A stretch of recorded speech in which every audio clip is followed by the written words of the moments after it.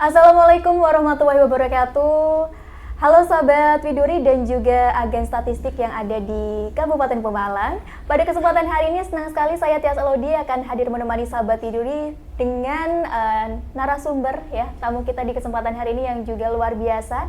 Hari ini kita akan berbincang bersama BPS Kabupaten Pemalang. Apa itu BPS? Nah, nanti kita akan langsung tanya bersama dua narasumber kita. Yang pertama ada Bapak Teguh Iman Santoso, SSI MSI, selaku Kepala BPS Kabupaten Pemalang. Selamat siang Bapak. Selamat siang. Sehat ya Pak? Tetap semangat. Sehat. Tetap semangat. Kemudian juga ada Pak Andrian Septi Kurniawi di SST MSC. Selamat siang Bapak. Ya, selamat siang Mbak. Sehat ya? Alhamdulillah sehat. Oke, alhamdulillah. Di kesempatan hari ini dengan temanya kita akan mengenal lebih dekat dengan BPS Kabupaten Pemalang. Apa itu BPS? Langsung aja kita kasih kulik-kulik ya, biar lebih kenal. Karena kalau nggak kenal katanya nggak sayang dan juga nggak tahu gitu ya. Oke Pak, mungkin banyak orang yang salah paham terkait dengan BPS. Ada yang salah pahamnya, oh BPS itu sama ya kayak BPJS. Atau BPS itu lembaga apa sih begitu ya. Mungkin Pak Teguh bisa menyampaikan nih kepada masyarakat. BPS itu nopo Pak, monggo. Iya, jadi BPS itu kepanjangan dari Badan Pusat Statistik ya. Meskipun ada yang agak mirip-mirip tadi BPJS, bahkan memang benar kata Mbaknya ini, ada beberapa masyarakat yang datang ke BPS tapi menanyakan bantuan. Oh gitu ini Pak. Berarti contoh kasus yang emang ada ya yang Pak salah ya? gitu. Padahal BPS adalah Badan Pusat Statistik yang merupakan lembaga pemerintah non kementerian yang bertanggung jawab langsung itu kepada Presiden. Oh langsung ke Pak langsung Presiden. Ke Presiden ya. Sehingga kami tidak berada di salah satu menteri. Kementerian gitu tidak ya Pak? Jadi BPS ini punya tugas untuk menunaikan atau melaksanakan tugas-tugas pemerintahan di bidang statistik ya. Statistik baik di bidang statistik ekonomi, statistik sosial, statistik lingkungan hidup ya. Tentu BPS bekerja untuk menghasilkan statistik resmi, ya, statistik resmi di Indonesia. Nah, ini sesuai dengan amanat di undang-undang yang memang BPS dibentuk, dikuatkan berdasarkan Undang-Undang Nomor 16 Tahun 97 tentang statistik. Kemudian dijelaskan melalui Peraturan Pemerintah Nomor 51 tentang penyelenggaraan statistik. Ya, itu sekilas BPS. Jadi BPS bukan BPJS, BPS bukan bergerak di bidang bantuan, tapi kita bergerak untuk menyediakan statistik resmi negara. Oke, data-data seperti itu data-data. ya. Oke, mungkin Pak Andrian ada tambahan nih Pak? Ya, sedikit tambahan Mbak. Sebenarnya setiap negara kan punya NSO, sebutannya itu NSO ya, National Statistic Office. Jadi lembaga resmi setiap negara yang menangani urusan statistik seperti itu. Seperti di Australia itu ada ABS. Nah, di Indonesia sendiri itu ada BPS, Badan Pusat Statistik. Tujuannya ya seperti yang Bapak sampaikan tadi. Jadi menghasilkan statistik yang dipakai oleh negara untuk ya keperluan negara sendiri. Kayak tadi ada statistik ekonomi, berarti hubungannya dengan ekonomi. Nanti kependudukan seperti itu. Jadi data itu diperuntukkan untuk kepentingan negara sendiri, kembali ke negara sendiri begitu ya. Nah, masyarakat jangan sampai salah kaprah ya. Tadi bukan BPJS, bukan bergerak di bidang bantuan, tapi bergerak di bidang data seperti itu ya kurang lebihnya. Nah, tadi Pak Teguh sempat mengucapkan ada kalimat atau ada istilah statistik resmi. Nah, mungkin saya juga sebagai masyarakat awam juga ini bedanya apa ini statistik resmi mungkin bisa dijelaskan Pak? Iya, statistik memang bisa dihasilkan oleh siapa saja, ya, baik lembaga swasta maupun masyarakat umum bisa menghasilkan statistik. Tapi statistik resmi ini adalah atau official statistik ini adalah statistik yang memang diproduksi dengan standar kualitas yang sudah baku dan pastinya dirilis oleh lembaga pemerintah yang memang kredibel di bidangnya. Atau bisa juga lembaga internasional memang geraknya di bidang statistik, hasilnya juga menjadi statistik resmi dan itu bisa dipakai oleh publik ya. Jenisnya bisa macam-macam mulai dari statistik ekonomi, statistik sosial, kependudukan, statistik tingkat kemiskinan, bahkan itu dirilis melalui statistik resmi. Apa sih yang membedakan statistik resmi dan tidak ya? Jadi ada karakteristik statistik resmi ya.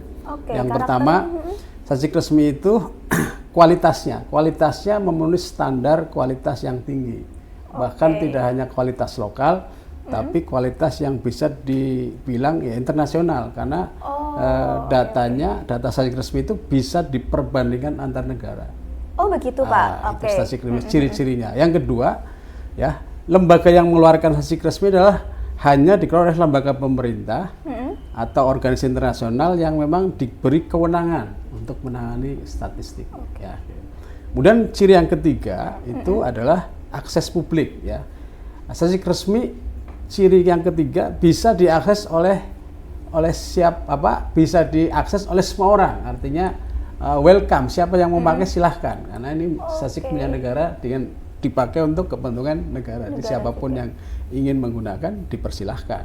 Dan yang keempat ya tentu statistik resmi itu sifatnya objektif, karena tadi diawali dengan kualitas yang bagus, metode yang dipakai juga baku, sehingga hasilnya objektif sesuai dengan fakta di lapangan. Yang kelima cirinya akurat. Dan yang terakhir tepat waktu lah, kalau data tentang tingkat kemiskinan tahun ini ya yang dikeluarkan ya tahun ini, bukan tahun 3 tahun yang lalu. Jadi selalu ada pembaharuan seperti itu ya Pak ya. Kalau tujuannya sendiri ada mungkin Pak Andrea mungkin mau menambahkan? Saya sedikit menambahkan tujuan statistik resmi ya.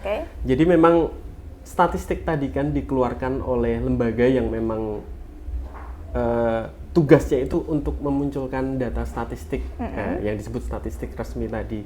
Artinya tujuannya ya untuk pengambilan kebijakan negara itu ya.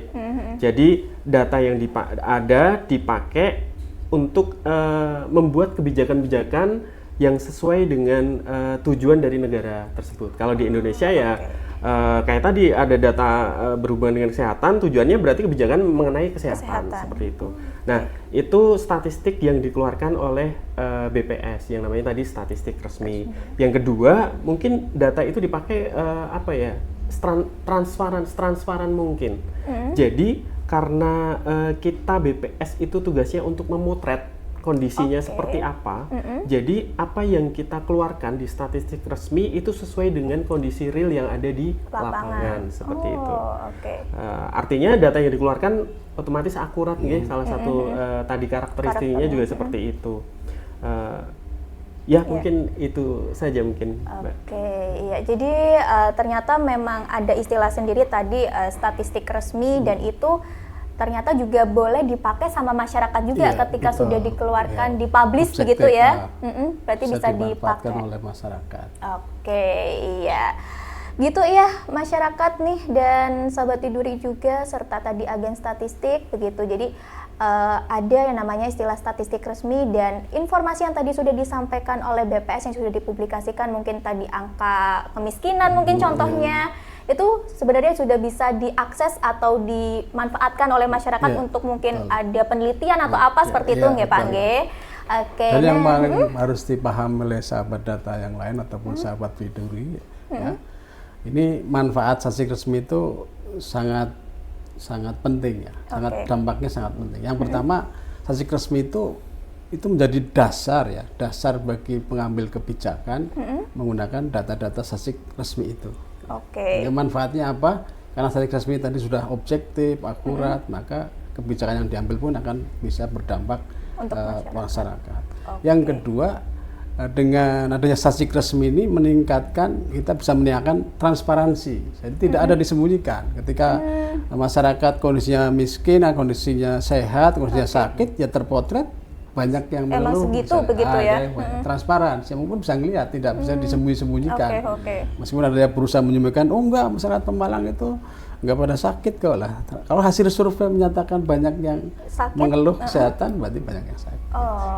Jadi salah satu manfaatnya itu sehingga publik bisa berhak dengan statistik resmi itu untuk mengakses dan bisa mengetahui kondisi situasi tempat tinggalnya. yang real emang tadi di lapangannya ya, begitu ya Pak ya. Oke, ternyata memang manfaatnya juga banyak yang mungkin juga tidak dirasakan langsung sama masyarakat, tapi itu ternyata berdampak seperti itu. Ya.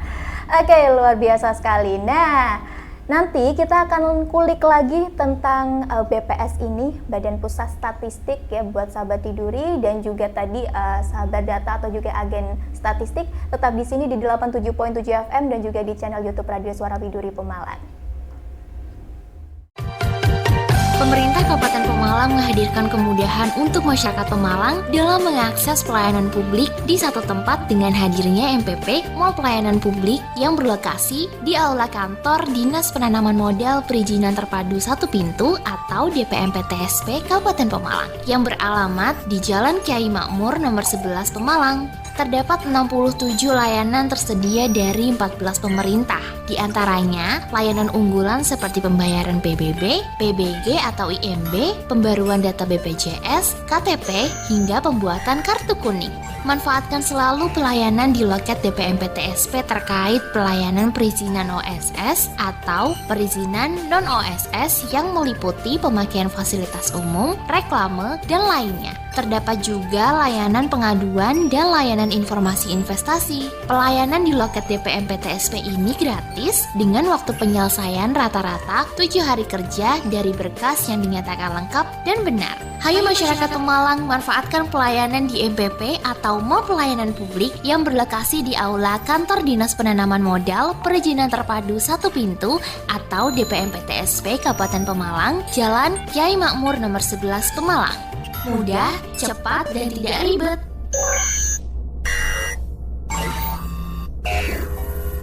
Iklan layanan masyarakat ini disampaikan oleh DPMPTSP Kabupaten Pemalang.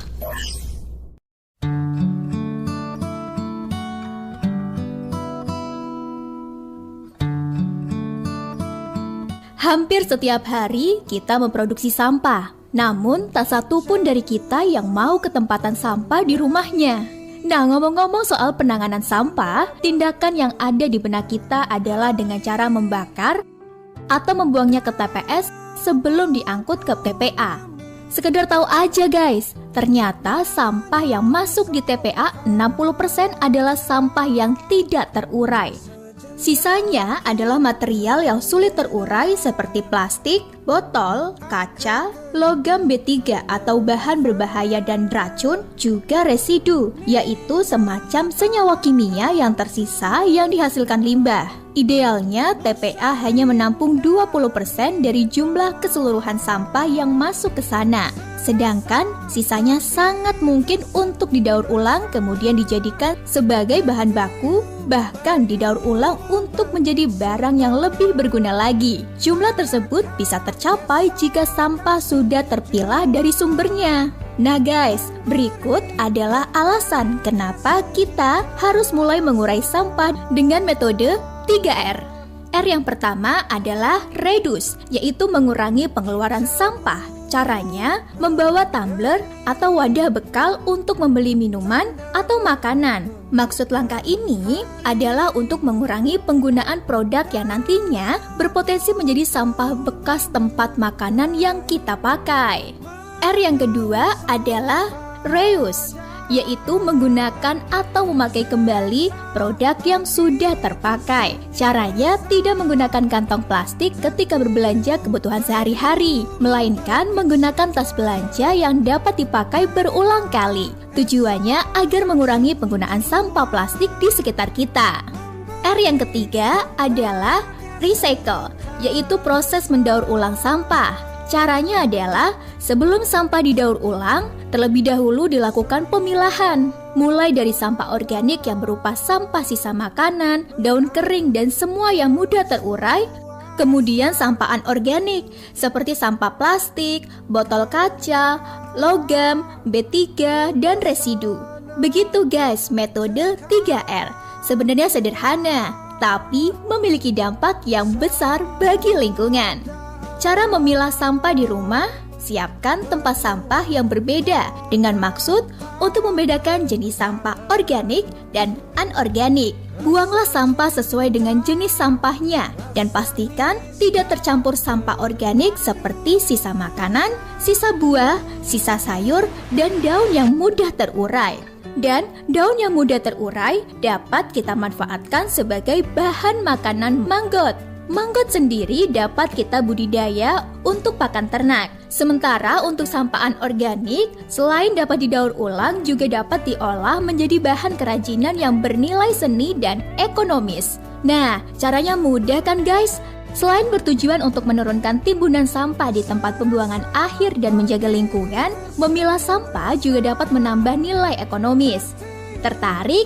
Mau kapan lagi guys? Yuk kita mulai dari sekarang supaya lingkungan kita bersih dan sehat.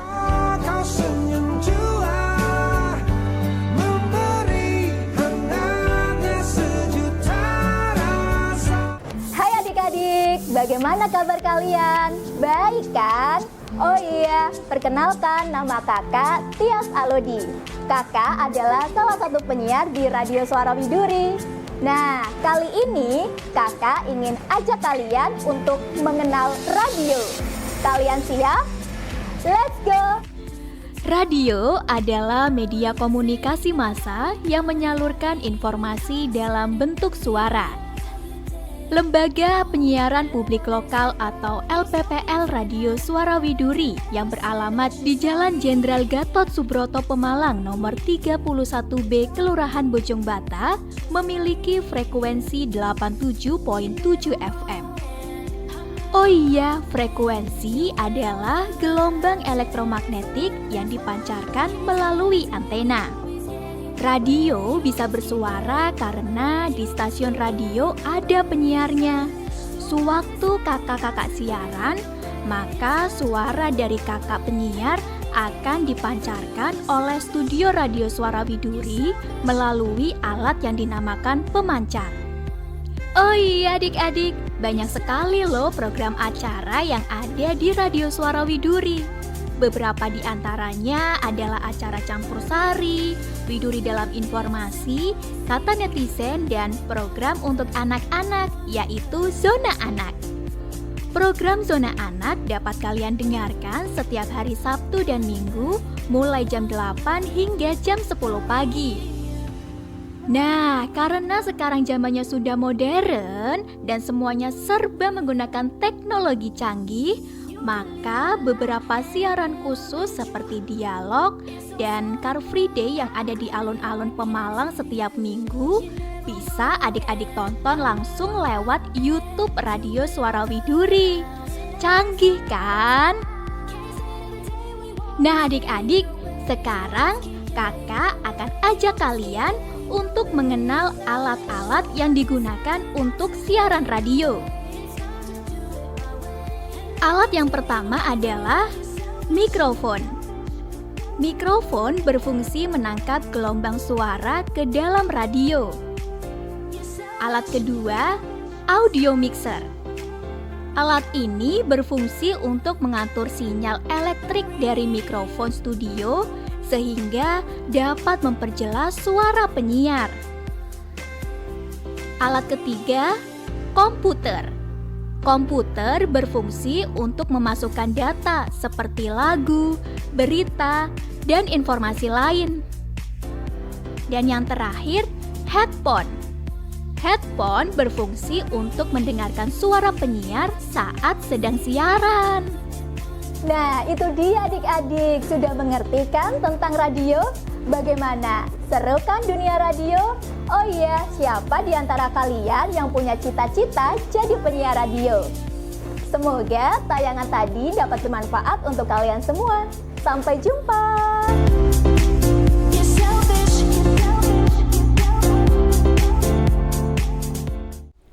Iya, masih di 87.7 FM dan masih di channel YouTube Radio Suara Widuri Pemalang. Sahabat Widuri dan juga sahabat data. Oke.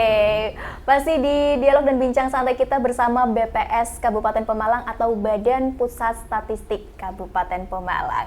Tadi sudah sedikit banyak dijelaskan. Nah, mungkin ada masyarakat yang belum tahu juga nih Pak, kantornya di mana? Mungkin Pak ya, kantor BPS ini di mana, monggo Pak? Oh iya.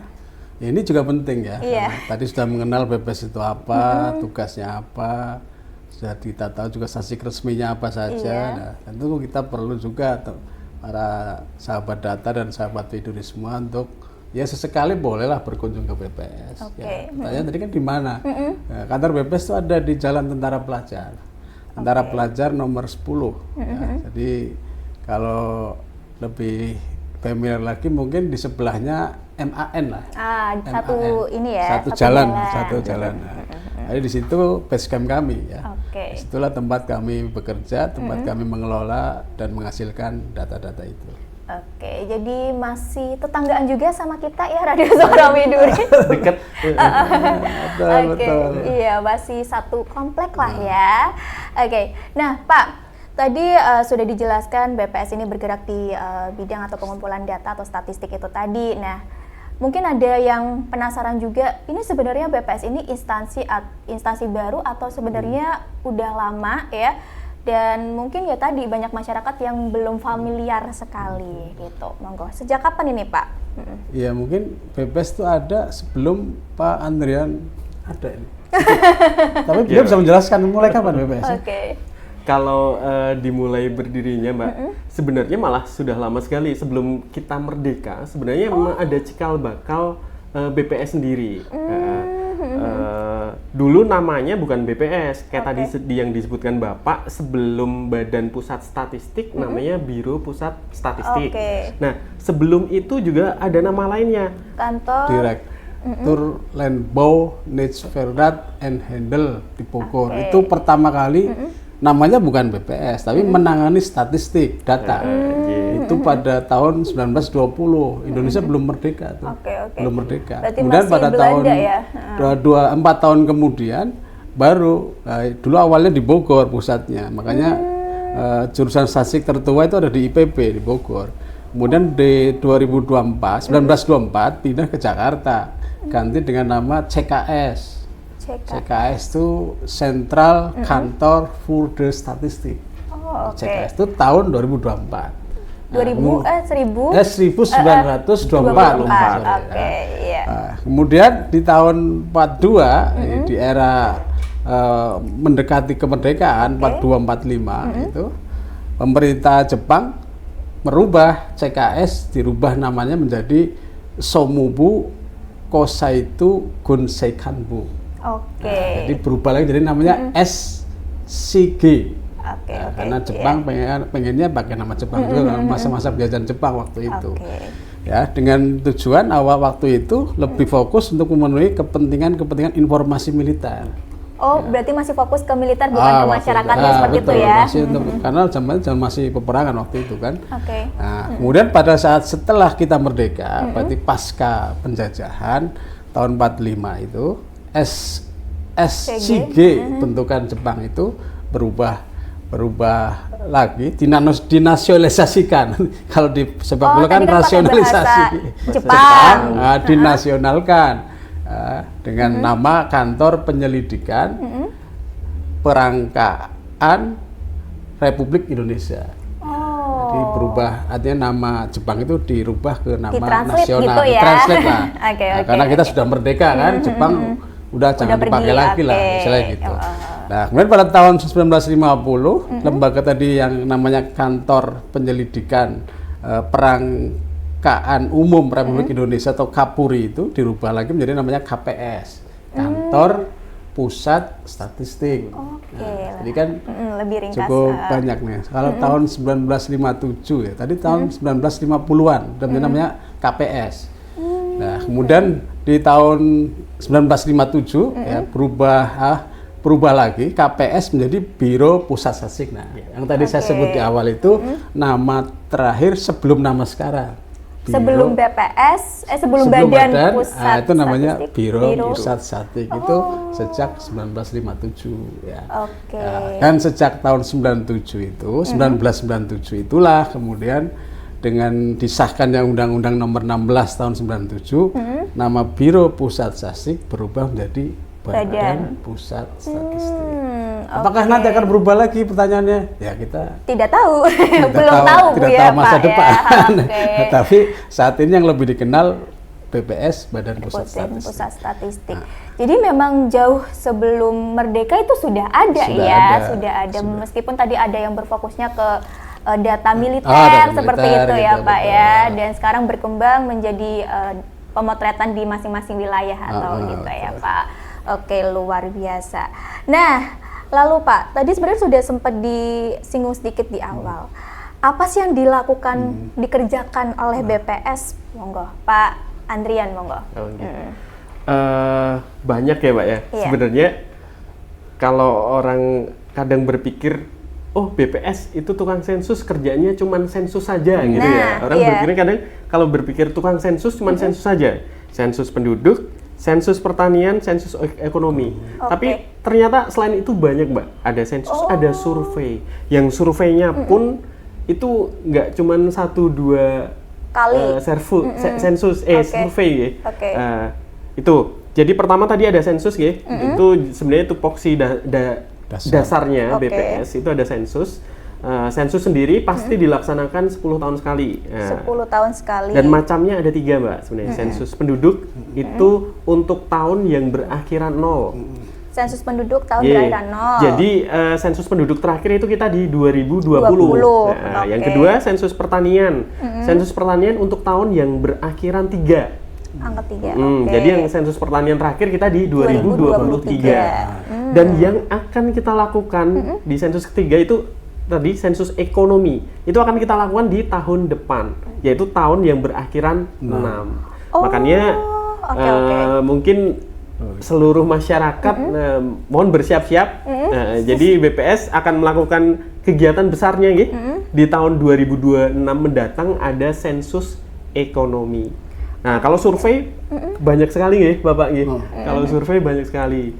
Jadi tergantung kalau di pusat tergantung direktorat gitu Bapak ya. Ada sosial, ada berhubungan dengan ekonomi, itu macam-macam. Kayak sosial itu yang kita lakukan sekarang, yang sekarang sedang berlangsung itu ada Susnas. Susnas nanti survei sosial ekonomi nasional. Outputnya nanti angka kemiskinan. Angka kemiskinan yang ada di kabupaten itu didapatkan dari survei yang namanya Susnas. Terus sekarang juga ada Sakernas, itu outputnya nanti angka pengangguran. Tingkat pengangguran terbuka itu dari survei namanya Sakernas. Ya, selain itu ya sesuai dengan tujuannya masing-masing. Jadi kayak ada Podes.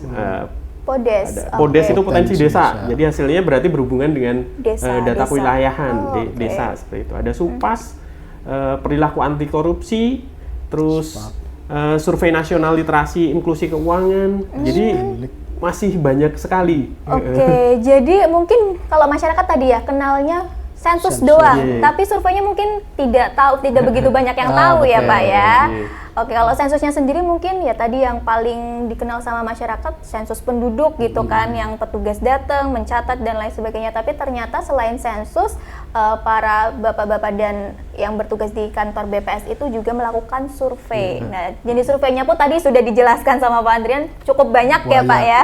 Tidak cuma 1-2, ratusan. Nah, data itu nantinya berarti akan dipublikasikan seperti itu ya, tadi menghasilkan angka pengangguran atau angka kemiskinan. Nah, kalau masyarakat pengen tahu Pak, misalkan sudah melakukan sensus atau sudah melakukan survei, tapi masyarakat pengen tahu hasilnya, apakah masyarakat bisa mengakses atau bagaimana? Kalau bisa mengakses berarti lewat apa Pak, website mungkin atau apa? Iya, jadi tadi perlu saya tambahkan, jadi sensus dilakukan 10 tahun sekali. Jangan dibayangkan berarti selama 10 tahun cuma 1 kali sensus. Jadi dalam rentang 10 tahun itu ada 3 sensus. Ya kan? Dalam 10 tahun ada 3 sensus. Ya, setiap sensus memang 10 tahun sekali, tapi dalam durasi 10 tahun ada 3 sensus kita. Ya, perakhiran 0 ada sensus penduduk, perakhiran 3 ada sensus pertanian, perakhiran 6 ada sensus ekonomi. Berarti kan Ya, itu kemudian kenapa nggak tiap tahun aja Pak sensusnya sehingga datanya selalu update gitu. Dan lengkap. Ya, sensus dilakukan hanya untuk mendapatkan kerangka dasar.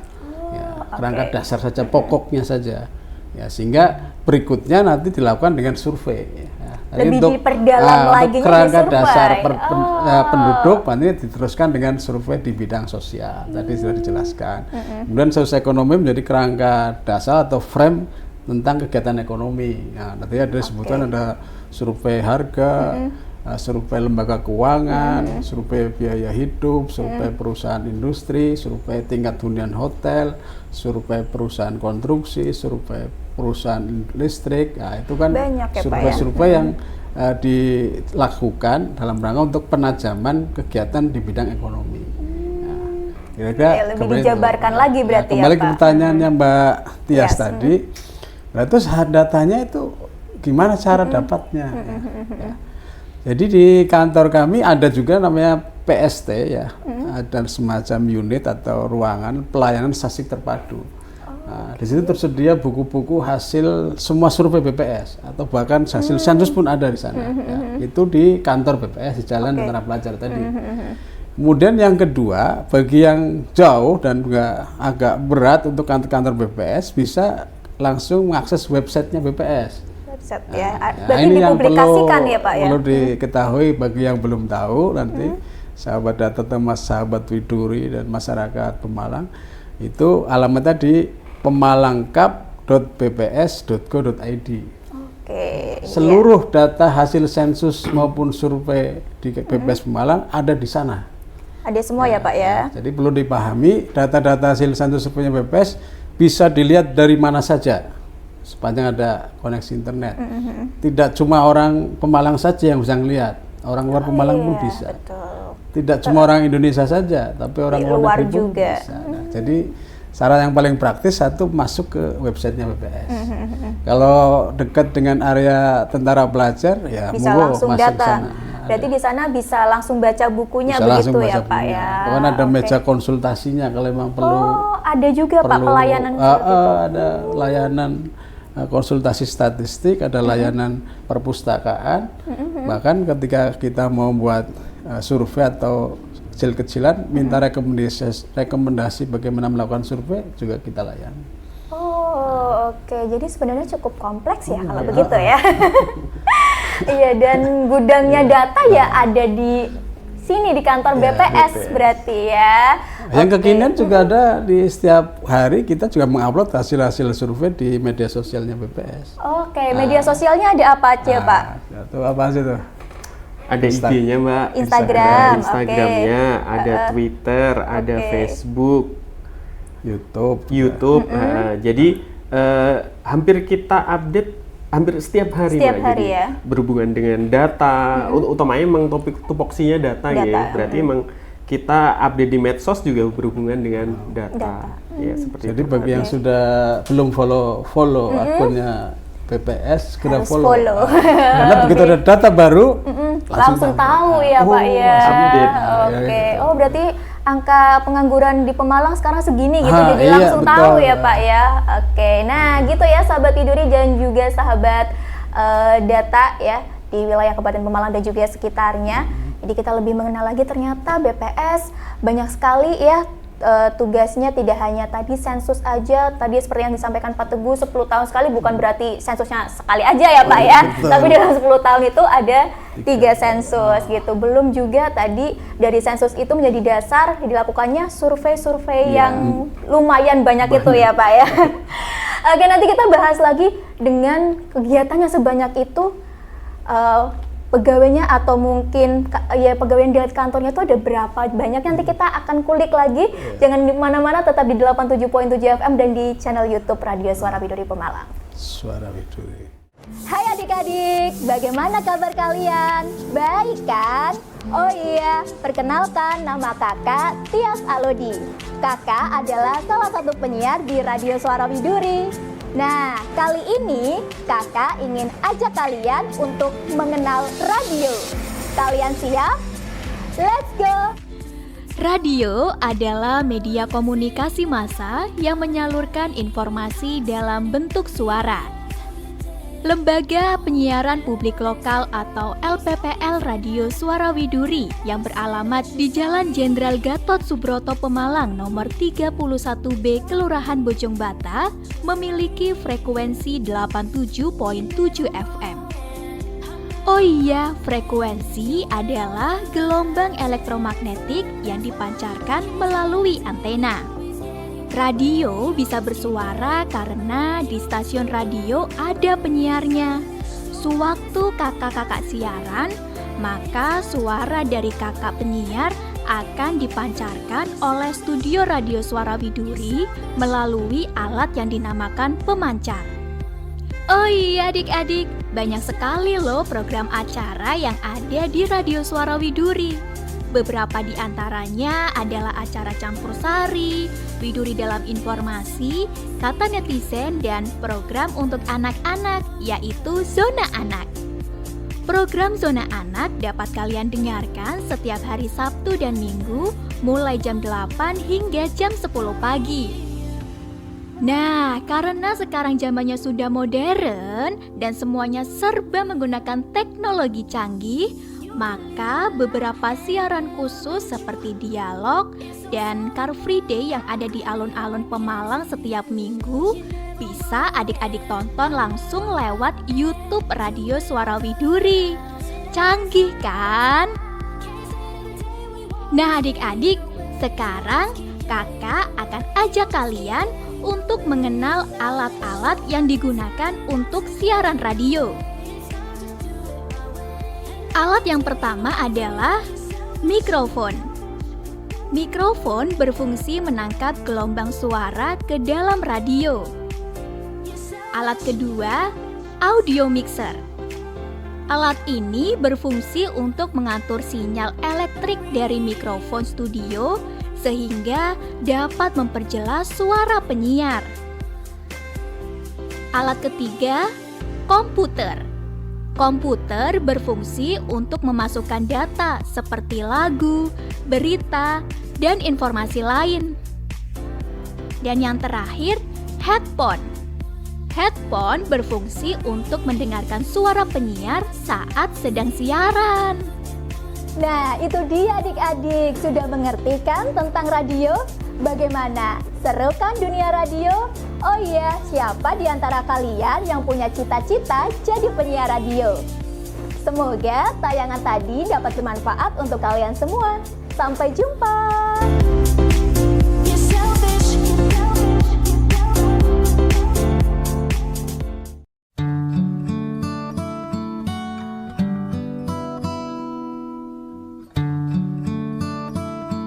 Hampir setiap hari kita memproduksi sampah, namun tak satu pun dari kita yang mau ke tempatan sampah di rumahnya. Nah, ngomong-ngomong soal penanganan sampah, tindakan yang ada di benak kita adalah dengan cara membakar atau membuangnya ke TPS sebelum diangkut ke TPA. Sekedar tahu aja guys, ternyata sampah yang masuk di TPA 60% adalah sampah yang tidak terurai.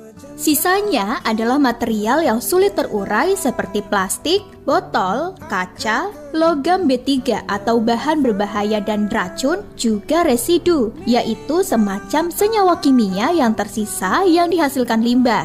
Idealnya TPA hanya menampung 20% dari jumlah keseluruhan sampah yang masuk ke sana. Sedangkan sisanya sangat mungkin untuk didaur ulang kemudian dijadikan sebagai bahan baku, bahkan didaur ulang untuk menjadi barang yang lebih berguna lagi. Jumlah tersebut bisa tercapai jika sampah sudah terpilah dari sumbernya. Nah guys, berikut adalah alasan kenapa kita harus mulai mengurai sampah dengan metode 3R. R yang pertama adalah reduce, yaitu mengurangi pengeluaran sampah. Caranya, membawa tumbler atau wadah bekal untuk membeli minuman atau makanan. Maksud langkah ini adalah untuk mengurangi penggunaan produk yang nantinya berpotensi menjadi sampah bekas tempat makanan yang kita pakai. R yang kedua adalah reuse, yaitu menggunakan atau memakai kembali produk yang sudah terpakai. Caranya tidak menggunakan kantong plastik ketika berbelanja kebutuhan sehari-hari, melainkan menggunakan tas belanja yang dapat dipakai berulang kali. Tujuannya agar mengurangi penggunaan sampah plastik di sekitar kita. R yang ketiga adalah recycle, yaitu proses mendaur ulang sampah. Caranya adalah sebelum sampah didaur ulang, terlebih dahulu dilakukan pemilahan. Mulai dari sampah organik yang berupa sampah sisa makanan, daun kering, dan semua yang mudah terurai. Kemudian sampah anorganik seperti sampah plastik, botol kaca, logam, B3, dan residu. Begitu guys metode 3R. Sebenarnya sederhana, tapi memiliki dampak yang besar bagi lingkungan. Cara memilah sampah di rumah, siapkan tempat sampah yang berbeda dengan maksud untuk membedakan jenis sampah organik dan anorganik. Buanglah sampah sesuai dengan jenis sampahnya dan pastikan tidak tercampur sampah organik seperti sisa makanan, sisa buah, sisa sayur, dan daun yang mudah terurai. Dan daun yang mudah terurai dapat kita manfaatkan sebagai bahan makanan manggot. Manggot sendiri dapat kita budidaya untuk pakan ternak. Sementara untuk sampah anorganik, selain dapat didaur ulang, juga dapat diolah menjadi bahan kerajinan yang bernilai seni dan ekonomis. Nah, caranya mudah kan guys? Selain bertujuan untuk menurunkan timbunan sampah di tempat pembuangan akhir dan menjaga lingkungan, memilah sampah juga dapat menambah nilai ekonomis. Tertarik? Mau kapan lagi guys? Yuk kita mulai dari sekarang supaya lingkungan kita bersih dan sehat.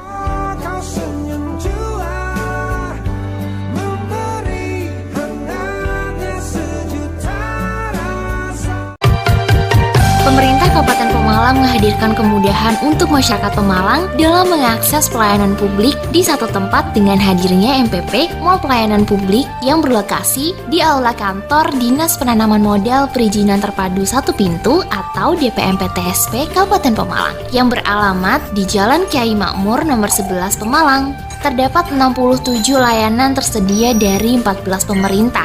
Di antaranya, layanan unggulan seperti pembayaran PBB, PBG atau IMB, pembaruan data BPJS, KTP, hingga pembuatan kartu kuning.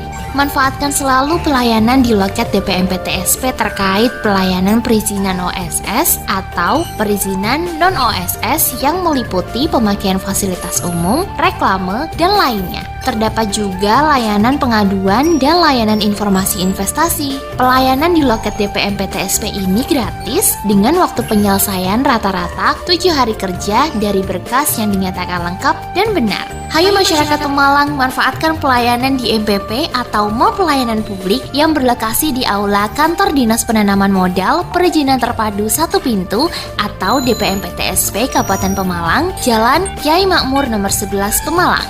Mudah, cepat, dan tidak ribet.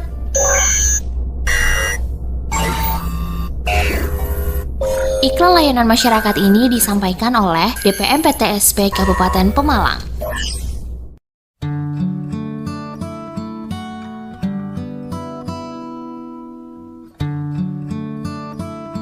Hampir setiap hari kita memproduksi sampah, namun tak satu pun dari kita yang mau ke tempatan sampah di rumahnya.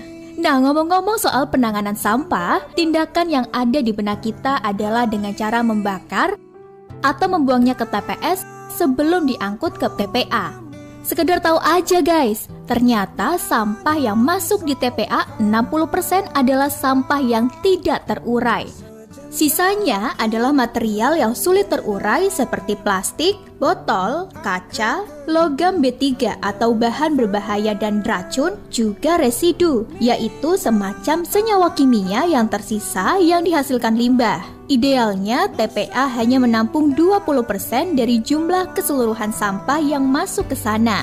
Sedangkan sisanya sangat mungkin untuk didaur ulang kemudian dijadikan sebagai bahan baku, bahkan didaur ulang untuk menjadi barang yang lebih berguna lagi. Jumlah tersebut bisa tercapai jika sampah sudah terpilah dari sumbernya.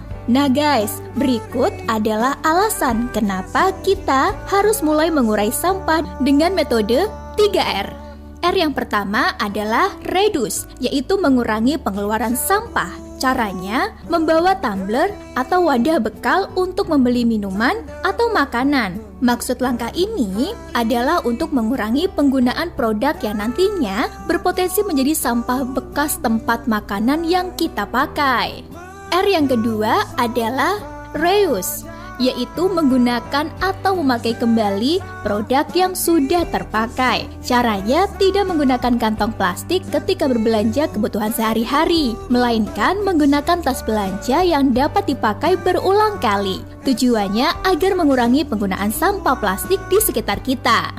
R yang ketiga adalah recycle, yaitu proses mendaur ulang sampah. Caranya adalah sebelum sampah didaur ulang, terlebih dahulu dilakukan pemilahan. Mulai dari sampah organik yang berupa sampah sisa makanan, daun kering dan semua yang mudah terurai.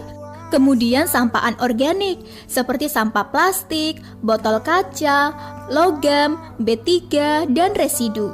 Begitu guys metode 3R. Sebenarnya sederhana, tapi memiliki dampak yang besar bagi lingkungan. Cara memilah sampah di rumah, siapkan tempat sampah yang berbeda dengan maksud untuk membedakan jenis sampah organik dan anorganik. Buanglah sampah sesuai dengan jenis sampahnya dan pastikan tidak tercampur sampah organik seperti sisa makanan, sisa buah, sisa sayur, dan daun yang mudah terurai. Dan daun yang mudah terurai dapat kita manfaatkan sebagai bahan makanan manggot. Manggot sendiri dapat kita budidaya untuk pakan ternak. Sementara untuk sampah anorganik, selain dapat didaur ulang, juga dapat diolah menjadi bahan kerajinan yang bernilai seni dan ekonomis. Nah, caranya mudah kan guys? Selain bertujuan untuk menurunkan timbunan sampah di tempat pembuangan akhir dan menjaga lingkungan, memilah sampah juga dapat menambah nilai ekonomis. Tertarik? Mau kapan lagi guys? Yuk kita mulai dari sekarang supaya lingkungan kita bersih dan sehat.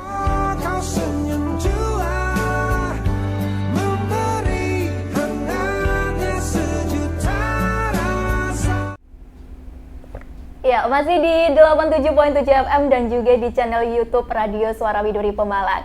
Kita masih bersama Badan Pusat Statistik Kabupaten Pemalang. Oh ya, sahabat Widuri, jangan lupa ya, cintai produk Pemalang, salah satunya adalah air mineral Acipol ini. Yuk kita bahas lagi untuk kita mengenal lebih dekat tentang BPS Kabupaten Pemalang, di mana tadi sudah disampaikan oleh para narasumber begitu banyak kegiatan yang ada di BPS. Bukan hanya sekedar sensus, tapi survei-survei ini juga banyak sekali jenisnya.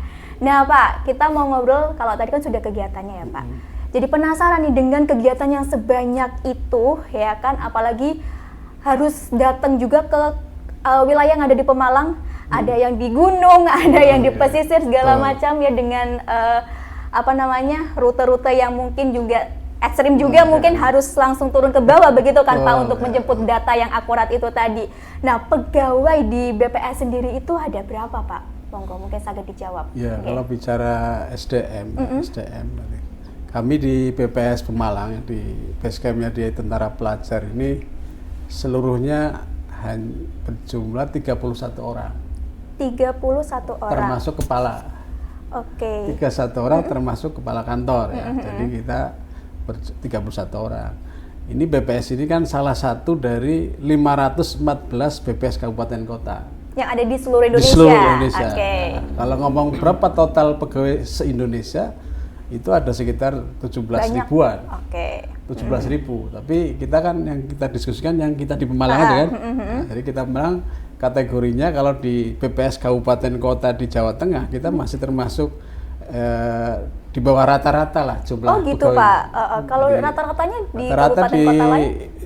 Di angka 38 sampai 40. 38 sampai 40. Kita masih 30 ya. Makanya kemarin pimpinan mau terus mencoba menambah untuk formasi di Pemalang. Jadi dengan ber-31 kami coba menyajikan data dan informasi statistik untuk masyarakat Pemalang. Ya, tapi alhamdulillah dengan ber-30 juga kita bisa lah dengan berbagai tantangan yang ada, dengan medan Pemalang yang multivariasi, ada yang pantai, ada yang punggung, ada yang pegunungan. Kita coba untuk melakukannya bersama-sama dengan senang hati dan penuh semangat mengabdi. Oke, luar biasa ya. Tapi dengan 31 orang itu bisa menghasilkan data-data yang tadi begitu banyaknya. Pak Andrian mungkin mau menambahkan? Ya, kalau dilihat sih walaupun cuma 30 tadi ya Mbak ya.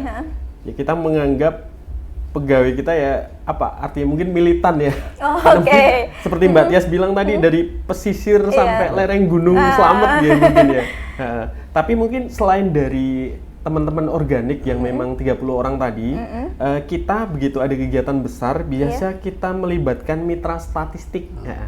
Mitra statistik. Ya, mitra statistik. Jadi memang ada penduduk lokal yang kita kontrak seperti itu untuk melakukan survei, kegiatan. Bisa survei, bisa sensus, kita ada pakai mitra statistik tadi. Oh, berarti itu yang petugas yang langsung datang ke rumah-rumah itu kalau pas nyensus niku nggih. Tapi pasti didampingi dengan dari BPS-nya organik sendiri. tadi. Biasa kalau organik kalau nggak sebagai pengawas atau supervisor seperti itu. Tapi ada survei-survei tertentu yang langsung ditangani oleh organik BPS juga ada. Oke. Iya, jadi itu ya masyarakat kalau pegawainya sendiri 31 plus Pak Kepala. Nah, tapi kalau misalkan tadi ada sensus besar seperti itu ya, kegiatan besar otomatis juga akan melibatkan masyarakat seperti itu. Berarti untuk mempermudah mendapatkan datanya itu kan biasanya ada orang yang sulit untuk dimasukin begitu ya Pak rumahnya. Itu berarti kan apa penduduk lokalnya sendiri begitu ya. Itu sebutannya mitra statistik. Jadi apakah bisa sahabat Fitur jadi mitra statistik? Bisa Pak? Bisa, karena nanti kita setiap akhir tahun biasanya kita buka open recruitment, siapa yang mau masuk menjadi mitra statistik untuk tahun berjalan ya. Jadi saat ini sudah terdaftar ada 1.500-an. Itu untuk seluruh Kabupaten Pemalang ya? Kabupaten Pemalang, 1.500-an hasil rekrutmen akhir tahun 2024. Untuk apa? Berarti yang 1.500 itu siap diterjunkan di tahun 2025. Kalau ada kegiatan besar gitu. Jadi sahabat Widuri bisa kalau punya kemampuan, punya passion di bidang penelitian untuk survei, kita gabung dengan BPS. Apakah setiap hari? Enggak, katanya ada job aja. Kalau ada survei mau kita cari, kita hubungi mitra-mitra yang sudah terdaftar itu. Jadi kira-kira kemudian gitu. Kalau 31 itu Kopassusnya lah. Komando Pasukan Khusus, pasukan sensus. Jadi sebenarnya di balik Kopassus itu ada mitra-mitra yang membantu BPS. Berarti mereka juga luar biasa ya Pak ya. Jadi kalau yang tadi sahabat Widuri berminat bisa. Ya. Kalau ikuti aja Instagram BPS, kalau dibuka lowongan langsung daftar. Jadi jangan lupa follow, begitu ya Pak ya. Kalau pengen tahu update-nya kan harus follow ya Pak ya. Gitu. Oke, luar biasa. Nah, dari 30 itu terus ada mitra statistik. Jadi luar biasa sekali BPS ini dalam menyajikan data. Usahanya nggak main-main begitu kan ya Pak ya. Nah, kalau tadi Pak udah bahas kegiatannya tadi ya sebelumnya di awal itu. Kalau hasilnya Pak, hasil dari kegiatan yang tadi sudah disampaikan sebelumnya di segmen sebelumnya, itu apa saja Pak? Ini kalau hasilnya sebenarnya banyak sekali. Tadi kalau pengen tahu segera apa saja, kalau saya sebutkan semuanya kan kayaknya waktunya banyak nih. Ya, diantaranya saja satu misalnya tingkat pertumbuhan ekonomi. Ya, kita sering dengar di media, di TV maupun di YouTube, pertumbuhan ekonomi Indonesia sekian persen. Ini di kami juga ada pertumbuhan ekonomi Kabupaten Pemalang tahun 2023 adalah 4, sekian persen. Itu. Kemudian kedua tingkat kemiskinan. Nah, ini yang sering jadi trending topik. Sering jadi trending topik. Kemudian ada tingkat pengangguran. Nah, ini yang juga perlu terus hilangkan orang-orang nganggur. Kemudian indeks pembangunan manusia, kemudian inflasi, nilai tukar petani, nilai tukar nelayan, dan banyak sekali lagi. Pengen tahu persisnya tadi buka pemalangkap.bps.go.id. Itu etalase semuanya. Semua produk BPS yang dimasak oleh 31 personil tadi. 30 chef tadi yang menggoreng, menggodok. Etalasnya di website BPS. Oke, iya begitu ya. Jadi silakan bisa buka di pemalangcup.bps.go.id atau yang berkenan hadir langsung ke BPS juga bisa begitu ya Pak ya. Tapi tahap awal nanti Mbak Tia sama tim kreatif sini harus masuk dulu. Nanti kalau ada sahabat tidur nanya udah bisa jelaskan. Betul banget. Betul Pak, betul ya. Sampai cuma bertanya ternyata nggak masuk website BPS. Jadi nggak tahu nanti ya. Kira-kira gitulah. Jadi indikator yang ada hasil BPS, buku-bukunya yang ada semuanya ada di website BPS. Itu bisa di-download gratis oleh siapa saja, di mana saja, kepada siapa saja pelaku usaha silahkan. Kalau pengen mengembangkan usahanya lihat data-data dasarnya. Akademisi kalau membuat skripsi, mau membuat tesis, disertasi, mau pakai data BPS tinggal ambil gratis. Untuk masyarakat luas juga bisa ketika mau melihat berapa sih jumlah RT RW di Pemalang ada di situ. Lengkap ya Pak ya. Lengkap semua itu untuk masyarakat. Ya luar biasa sekali. Jadi ini diakses atau terbuka untuk umum dan gratis. Begitu ya Pak ya, luar biasa sekali. Dan mungkin sebelum kita menutup ngobrol bincang santai kita di kesempatan hari ini Pak, ada closing statement yang ingin Bapak sampaikan untuk masyarakat Pemalang, sahabat tidur ataupun juga sahabat data, monggo. Ya, jadi ingin kami sampaikan dan tentu diri kami juga mohon doa dari semuanya, sahabat Tiduri dan masyarakat Pemalang. Kami di BPS, ya, Badan Pusat Statistik Kabupaten Pemalang, adalah lembaga resmi BPS, ya, sebagai mitra kerja pemerintah daerah yang tugasnya menyediakan data dan statistik resmi untuk membuat kebijakan di kabupaten maupun di tingkat yang lebih tinggi. Untuk dapat mengakses data-data BPS, silakan masuk ke websitenya BPS, pemalangcup.bps.go.id. Bagi yang lebih suka di media sosial, silakan follow Instagramnya BPS Pemalang, YouTube-nya Pemalang, subscribe silakan. Kemudian ada Twitternya BPS Pemalang. Kami akan secara berkala menyampaikan informasi hasil-hasil sensus maupun survei kami. Yang itu memang kami masak, kami lakukan untuk masyarakat. Ya. Kemudian yang ketiga, bagi yang ingin senantiasa data-data hasil survei maupun sensus BPS ada di tangan, nanti bisa download, ada aplikasi namanya. Apa itu Pak? Namanya Dalang Pusrejowo. Dalang Pusrejowo. Silakan nanti dicari di Play Store, ini Dalang Pusrejowo. Nah, begitu ini dibuka, langsung muncul nih angka-angka indikator BPS-nya. Contoh nih, angka kemiskinan 2024 14,92%. IPM, ya. TPT tingkat pengangguran terbuka, pertumbuhan ekonomi, jumlah penduduk, dan buku-buku ini ada lengkap semua. Ya Pak ya. Ini kelebihannya. Jadi nanti Bapak Ibu, sahabat Tiduri dan semuanya, bagi yang ingin ada data-data tentang Pemalang di tangan, di HP Bapak Ibu semua, silakan download di Play Store. Play Store ketik aja Dalang Pusrejowo, nanti ada logonya Blangkon. Logonya Blangkon. Nah, itu data tentang Pemalang. Ya, jadi kira-kira itu tentang BPS. Terus kami pengen tahu pertumbuhan ekonomi, cara ngitungnya gimana? Sumber datanya dari mana? Jadi kalau survei ekonomi kami bersumber dari para pelaku usaha langsung yang disurvei, yang survei.